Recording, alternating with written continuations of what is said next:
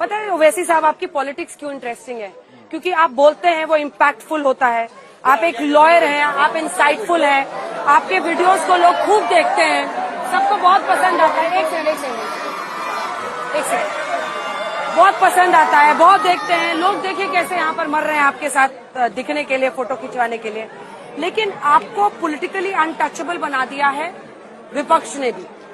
इम्तियाज जलील ने ही चिट्ठी लिखी थी ना नाना पटोले को और सबको। अब ये आप अल्टीमेटली, मैं हमेशा आपसे ये सवाल पूछती हूँ हर चुनाव में, आपका रास्ता है क्या? ये रास्ता जाके पहुंचता कहाँ पे है? क्योंकि आप मतलब 2 विधायक, 3 विधायक, 1 सांसद, 2 सांसद, क्या कर लेंगे आप? अगर आप फिर खड़े किधर हैं, महाविकास अघाड़ी या महायुति? किंग नहीं, किंग मेकर भी नहीं, तो फिर क्या? मैं उर्दू का एक शेर है, मैं अकेला ही चला था जानवी मंजिल, लोग आते गए कारवां बनता गया। रास्ता हमारा साफ है, उस रास्ते पे चलेंगे हम। जिस रास्ते में उतार चढ़ाव आएंगे, उर्दू में बोलते नशीब व फराज आएंगे, उस रास्ते में कभी रुकना पड़ेगा। मगर रास्ता तो क्लियर कट है ना, बैठने का तो सवाल ही नहीं है।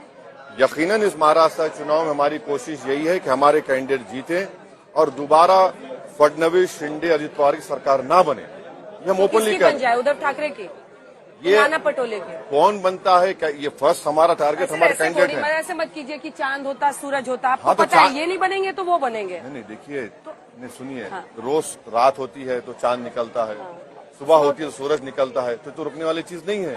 हमारा पहला टारगेट हमारे कैंडिडेट्स हैं और हम जनता से कह रहे हैं कि आप इस सरकार को सत्ता से आने से रोकिए। आप एक बताइए, प्रॉफिट मोहम्मद सल्लल्लाहु अलैहि वसल्लम के बारे में किसी ने अनाप शनाप बक दिया?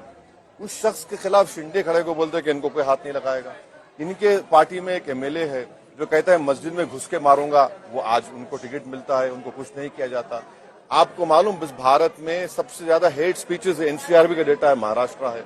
सबसे ज्यादा राइट्स में जो लोग पकड़े गए महाराष्ट्र में है। कौन सी सरकार की बात कर रहे हैं ये लोग? कहाँ की बात कर रहे हैं? किधर की बात कर रहे हैं? पूरा अच्छा 2 टाटा एयरबस, फॉक्सकॉन, 1,80,000 करोड़ का इन्वेस्टमेंट चला गया गुजरात में, कई हजार नौकरियां चले गए उसमें। गुजरात से क्या प्रॉब्लम है आपको? प्रॉब्लम इसलिए है कि प्रॉब्लम है क्योंकि यहाँ चुनाव है। कोई प्रॉब्लम नहीं है। प्रॉब्लम यह है कि ये इंडस्ट्रीज यहाँ पर महाराष्ट्र में आ रहे थे, बातचीत हो गई थी, अचानक गुजरात की गिफ्ट सिटी को चले गए। कैसा चले गए गिफ्ट सिटी को? महाराष्ट्र को नुकसान हुआ ना। यहाँ पर टेक्सटाइल पार्क आने वाला था, मेगा टेक्सटाइल पार्क, आप अमरावती लेकर चले गए महाराष्ट्र। आप कुछ कर ही नहीं पा रहे हैं, आप कुछ कर ही नहीं पा रहे हैं। नाना पटोले या उद्धव ठाकरे सीएम बन जाए? नहीं, मतलब नहीं, अगर ये नहीं, अगर चांद डूबेगा मतलब चला जाएगा, सुबह सूरज निकलेगा, तो सूरज मेरे मुकद्दर का निकलेगा, मेरे पार्टी का मुकद्दर का निकलेगा। सीएम बनेंगे आप? कौन सीएम बनेंगे? ना, मेरी फकीरी में शाही है, मेरी फकीरी में शाही है। मुझे क्या करना है सीएम बनने से? भाई अगर हम जीतते हैं तो हम बता रहे हैं आपको, इंशाअल्लाह ताला हमारी पूरी कोशिश यही होगी। पर आप चाहते क्या? मैं एंड रिजल्ट आपके पॉलिटिक्स का समझना चाहती हूँ। मैंने हैदराबाद में भी कोशिश की, मुझे समझ नहीं आया। यहाँ पर भी मैं समझ रही हूँ, मुझे नहीं समझ में आया। आपकी एंड पॉलिटिक्स का लक्ष्य क्या है? मैडम अभी मैं जिंदा हूँ, मेरे को एंड क्यों करना चाह रहे आप? काफी साल हो गए सर, अरे गाड़ी वाड़ी पक गई। तो मैं कालिक नहीं लगाता हूँ ना, मैं स्मार्ट दिखने के लिए मैं जो हूँ। दूसरे देखिए सवाल मेरी लक्ष्य ये है कि यहाँ जमहूरियत मजबूत हो, संविधान के लोगों में और यकीन और पैदा हो। और वो कैसे होगा?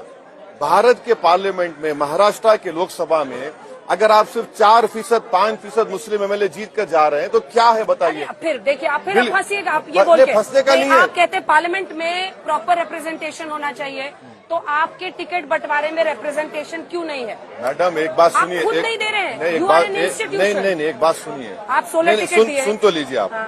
जितने समुदाय हैं उन तमाम का रिप्रेजेंटेशन पार्लियामेंट में है। ओबीसी का आज रिप्रेजेंटेशन अपर कास्ट के बराबर हो चुका है। भारत की लोकसभा में मैं उम्मीद करता हूं कि आपके दोस्त राजदीप जो किताब लिख रहे हैं उसमें जिक्र होगा। इसमें आप तो पहले टिकट कम देते हैं अल्पसंख्यक समाज को, दूसरा जीतते भी नहीं है। अरे अपने अंदर तो झांकिए ना सर। अरे हमको आप देखिए, आप 16 टिकट दिए। सुनिए 16 आप कितनों को दिए? सुनिए मैडम, इक्वालिटी कितना मानते हैं आप? 17% या 18%? इक्वालिटी कॉन्सेप्ट क्या है? उतना ही परसेंटेज होना चाहिए। इक्वालिटी किसमें होगी? इन इक्वल्स में इक्वालिटी होगी या जिसके पास ताकतवर है? मैं जो बात कर रहा हूं, जिसकी कोई आवाज ही नहीं है, जिसको कोई जिताता नहीं है। आप 1990 में 10% जीत कर आए थे मुसलमान महाराष्ट्र में। अब आप देख लीजिए 4%, 5%, 9 या 10 जीते शायद। क्यों? इसका जिम्मेदार मैं तो नहीं हूं। मैं जिम्मेदारी ले सकता हूं कमला हैरिस के हारने की।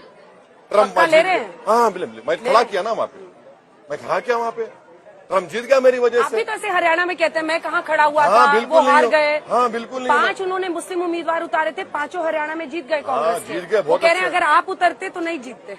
यार तो है ना, जैसे आप मेरा। औरंगाबाद ईस्ट में नंबर 2 पे रहे, औरंगाबाद सेंट्रल में पिछली बार नंबर 2 पे रहे, आप मालेगांव और धुले जीते थे, बाइकुला की सीट पर आप नंबर 2 पर पिछली बार, 13 सीट्स पर जो विक्ट्री मार्जिन था उससे ज्यादा वोट आपको आए थे। तो वो कहते हैं कि आप ऐसे ही खेल करते हैं, क्या खेल करते आपसे हैं? बीजेपी को फायदा होता है। मेरे से फायदा हो रहा, हरियाणा में नहीं हुआ। मैं तो था ही नहीं हरियाणा में, कैसे जीत गए? हरियाणा में क्यों हारे मैं बताता हूं आपको। हरियाणा में इसलिए हारे कि देखिए, जब किसी की शादी होगी तो ही आप बोलेंगे ना कि कोई औलाद होगी नहीं होगी। यहाँ पर वो चुनाव लड़े, मैं मुख्यमंत्री, मैं मिनिस्टर, मिठाई खा लिए, एक एडवोकेट तो मैं एजी बन गया बोल के फूल का हार पहन लिए। इनके पास कोई है ही नहीं ना।